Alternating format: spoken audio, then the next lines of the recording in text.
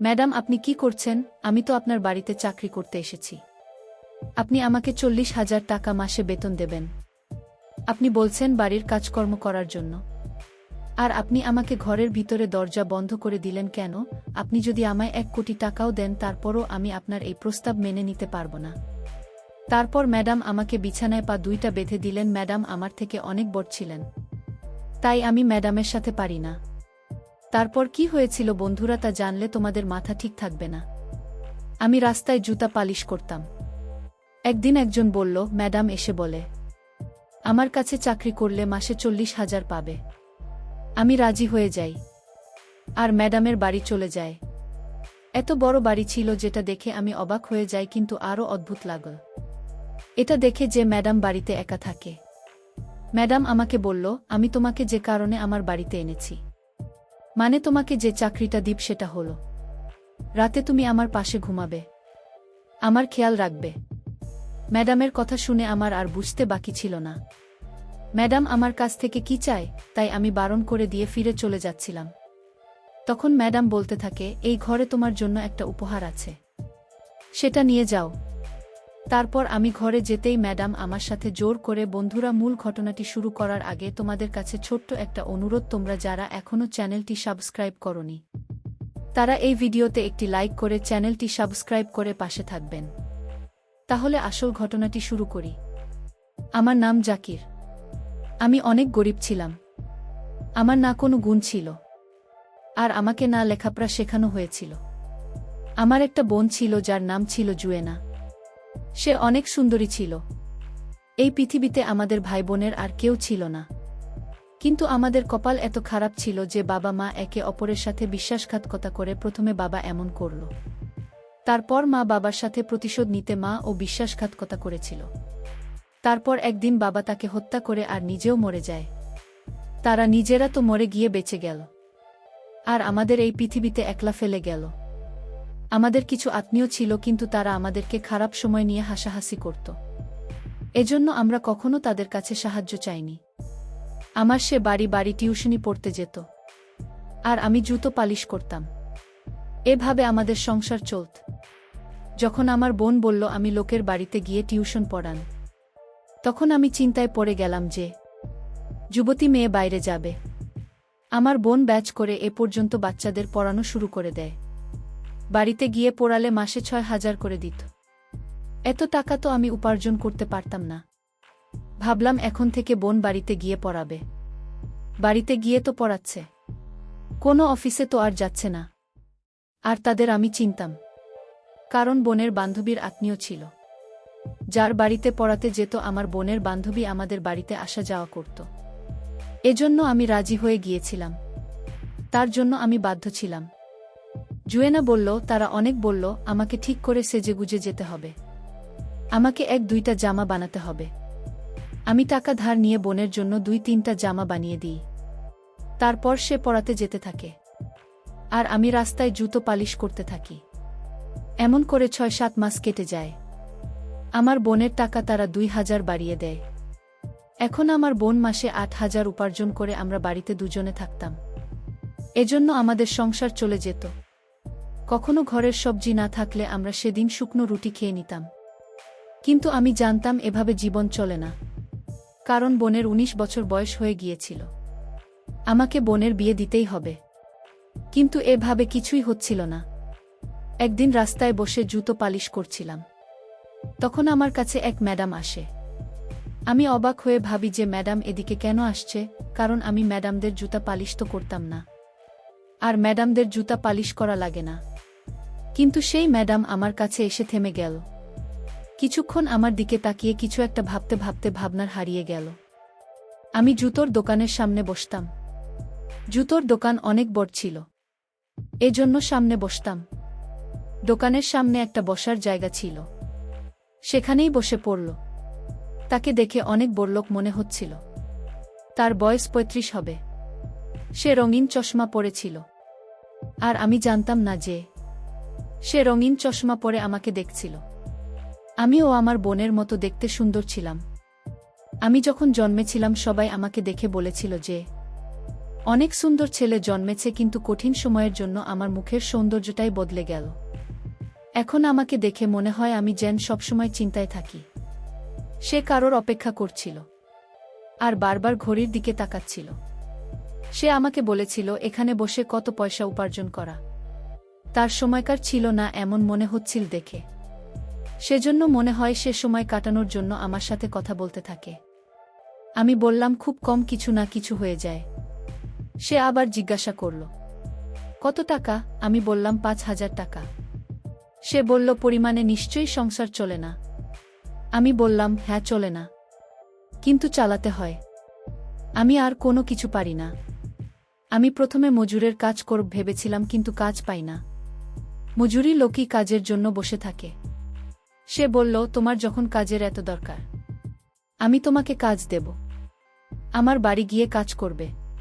তখন আমি বললাম আমি এর আগে কারোর বাড়িতে কাজ করিনি, আমি তো কিছুই জানি না।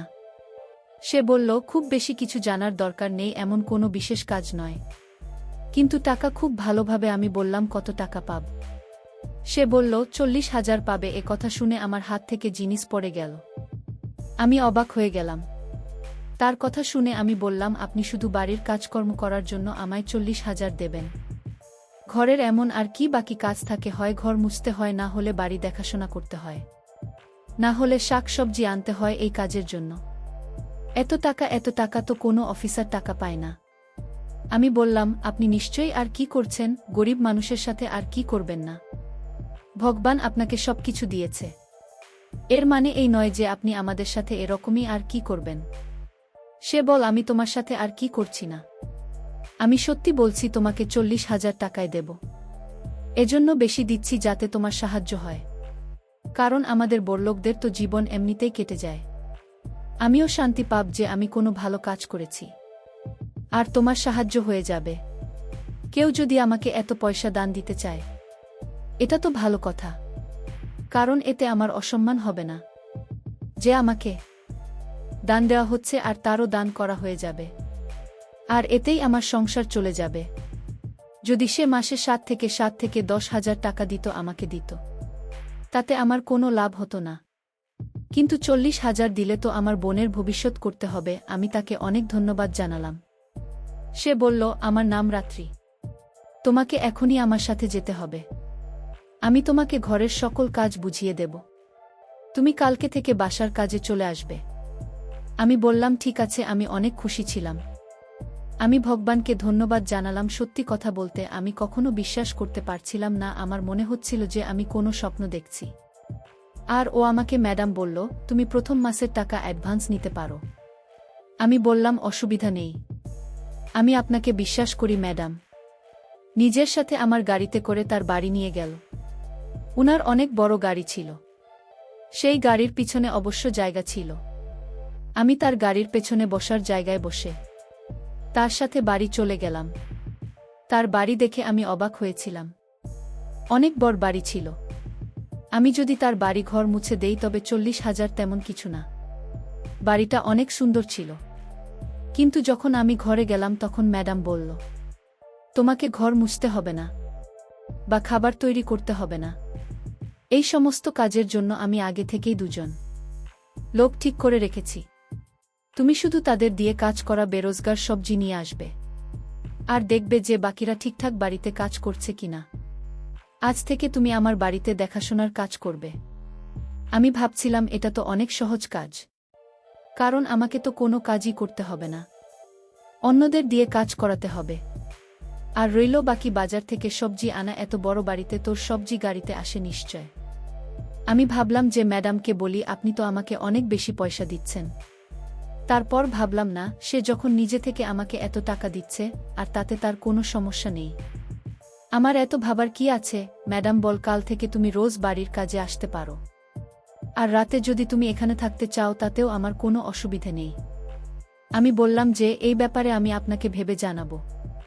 ম্যাডাম বলল কাল থেকে পরিষ্কার হয়ে আসবে, কারণ তুমি এখন জুতা পালিশ করার লোক নয়, বরং একটা বড় বাড়ির দেখাশোনা করবে। এটা ভেবে আমারও আনন্দ হচ্ছিল। হঠাৎই আমার ভাগ্য বদলে গিয়েছিল। একদম রাস্তার ধারে বসে জুতো পালিশ করতাম, আর এখন এত বড় বাড়ির দায়িত্ব আমার উপর ছিল। ম্যাডাম আমাকে অ্যাডভান্স টাকা দিয়ে দেয়। আমি ভাবলাম এত বড় খুশির খবর। আমি প্রথমে আমার বোনকে শোনাব। তারপর ভাবলাম না, এখন বোনকে বলবো না যে আমি এত বড় চাকরি পেয়েছি। আমি এই পয়সাগুলো জমাবো। যদি এখন বলি তাহলে সব পয়সা খরচা করা শুরু করে দেবে। আমি সিদ্ধান্ত নিয়েছিলাম যে ৬-৭ মাস পর্যন্ত আমি পয়সা জমিয়ে বোনের জন্য গয়না বানাব। আর যখন বোনের জন্য একটা ভালো ছেলে খুঁজে বিয়ের জন্য, তারপর আমি তাকেই চাকরির ব্যাপারে বলবো। তখন সে অনেক খুশি হবে। তাছাড়া আমাদের বংশে মেয়েদের তাড়াতাড়ি বিয়ে দিয়ে দেয়। আমার বোনের ১৯ বছর বয়স হয়ে গিয়েছিল। সে হিসাবে তার বিয়ের বয়স পার হয়ে যাচ্ছিল। কারণ আমার মায়ের বিয়ে শুধুমাত্র ১৬ বছর বয়সেই হয়ে গেছিল। আর বিয়ে হতে হতে ১২ বছর চলে গিয়েছে। আমার কোনো প্রস্তুতি ছিল না। আর আমাদের আত্মীয়রা তো কোনো কাজেরই ছিল না।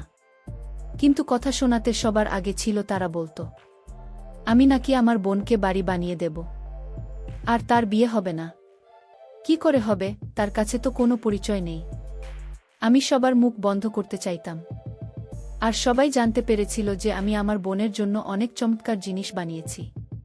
এই জন্য আমি আমার বোনকেও জানাই। কিন্তু রাত্রিবেলা আমার বোন বলল, আজকে তোমাকে অনেক খুশি লাগছে। আমি বললাম, হ্যাঁ, আমার কাছে অনেক লোক এসেছিল। এই কথা শুনে সে আর কিছু বলল না, সে অনেক খুশি ছিল। আমি বললাম, তুমি এত খুশি কেন? সে বলল, আমি যেখানে পড়াশোনা করাই সেখানে পরের মাস থেকে ২,০০০ বাড়িয়ে দেবে। মানে আমার টাকা ৯,০০০ হয়ে যাবে। বাচ্চাদের ক্লাস বেড়ে যাচ্ছে, সেজন্য একটু বেশি পরিশ্রম করতে হবে। আমি বললাম, পরিশ্রম তো করতেই হবে, তবেই তো কিছু পাওয়া যায়। আমার বোন রাতের খাবার বানিয়েছে। আমরা খাবার খেয়ে শুয়ে পড়ি। আমি তাকে বললাম, আজ থেকে আমি অনেক কাজ করব। কারণ আমাকে অনেক টাকা জমাতে হবে। আমি কখনো সকালে ঘুম থেকে উঠতাম না, কিন্তু এখন উঠতে হবে। আমি অবাক হয়ে যেতাম এটা ভেবে যে এত বড় বাড়িতে ম্যাডাম একা থাকে কিভাবে। আমি তো ভাবতাম এখানে হয়তো আরও লোক থাকে, কিন্তু এখানে তো চাকরি বসেছিল আর থাকার মতো কেউ ছিল না। ম্যাডাম ছাড়া রাত জেগে থাকত। আর পরের দিন ১২টা অবধি ঘুমাত। খাবার খেত না। ঘুম থেকে ওঠার পর চা খেত। যখন আমি থাকতাম তখন শুধু একবেলা খাবার খেত। সেখানে অনেক রকমের খাবার থাকত। সে খাবার খেয়ে আবার শুয়ে পড়ত। সারা রাত জেগে থাকবে, আজ সারাদিন ঘুমাবেন। বড়লোকদের জীবন এমনই হয়। এখানে অনেক বেশি বাড়ির কাজ থাকত না। শুধু সবার দায়িত্ব আমার উপরে ছিল। আর এটা আমার খুব ভাল লাগত।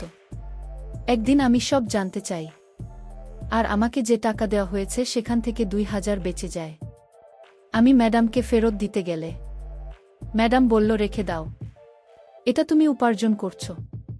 কারণ এর আগে যে বাজার করতে যেত সেই টাকায় কম সবজি কিনে আনত। তুমি তো অনেক বুদ্ধি দিয়ে বাজার করেছ, এত জিনিস কিনেছ, আবার টাকাও বাঁচিয়েছ। তাই এটা তোমার পুরস্কার। আর সে আমার অনেক খেয়াল রাখত, যেন আমাকে সবসময় যে আমি ঠিকমতো বাড়ির কাজ করছে কিনা। ম্যাডাম আমাকে বলল, আজ রাতে তুমি বাড়ি যাবে না। আমি বললাম যে না, আমি বাড়ি যাব। আমার দরকার, বাড়িতে অনেক কাজ আছে। ম্যাডাম আমাকে ঘরে নিয়ে বলল, তোমার সাথে দরকার আছে। আমি তোমাকে বলছি। আমি সেই ঘরে ম্যাডামের জন্য ২ ঘন্টা অপেক্ষা করতে থাকি। কিন্তু সে আর ছিল না। আমি ভাবছিলাম যে কি এমন হতে পারে, ঘরের সব কাজ তো হয়ে গেছে। ২ ঘন্টার পর কিনা সে খুব সেজেগুজে আসে। অনেক সুন্দর দেখতে লাগছিল তাকে, নিজের বয়সের থেকে অনেক কম বয়সী মনে হচ্ছিল। আমি জিজ্ঞাসা করলাম, আপনি কি কোথাও যাবেন? আমি ভাবলাম আপনি কোথাও যাবেন, হয়তো চাকর ছুটিতে গেছিল। তাই আমি ম্যাডামকে ছেড়ে দিতাম। আমি গাড়ি চালাতে জানতাম, কিন্তু সে আমার পাশে এসে বসে গেল। তারপর অদ্ভুতভাবে আমার দিকে তাকিয়ে রইল। আমি বললাম, এমন করে কি দেখছেন? সে বলতে লাগলো, চুপ করো, এখনকার দিনে কেউ এতটাও বোকা হয় না। আমি কেন তোমাকে চাকরিতে রেখেছি তুমি কি বুঝতে পারছো না? তুমি এতটা বোকা না। আমি সব চাকুরেদের ছুটি দিয়েছি, তোমাকে এখানে রেখেছি।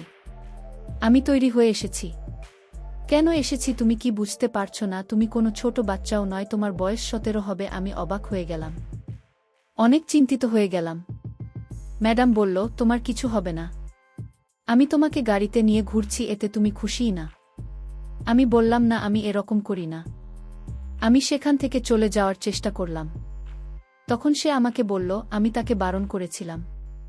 আমি তাকে বললাম, আপনি আমাকে দিয়ে সব কিছু করাতে পারেন না। আমি এমন কখনো করব না।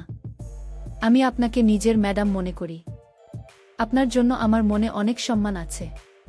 আমি তাকে ২-৪টা কথা শোনাই। আর যখনই সেখান থেকে যেতে শুরু করি, আর তখনই ম্যাডাম হাততালি দিতে শুরু করে। আমি ঘুরে তাকাই, সে বলল, তুমি আজকে অনেক বড় পরীক্ষায় পাস করেছ। আমি অবাক হয়ে গেলাম।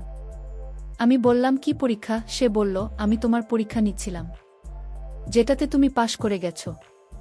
এখন আমি চাই তুমি আমার এক পরিচিত মেয়েকে বিয়ে করে নাও, যাকে আমি নিজের মেয়ে ভাবি। সে বাড়ির বাইরে বসে আছে। যাও, গিয়ে তার সাথে কথা বলে নাও। ভাবো, এটা তোমার জন্য পুরস্কার। আমি অবাক হয়ে গেলাম। আমি বললাম, এসব আপনি কি বলছেন?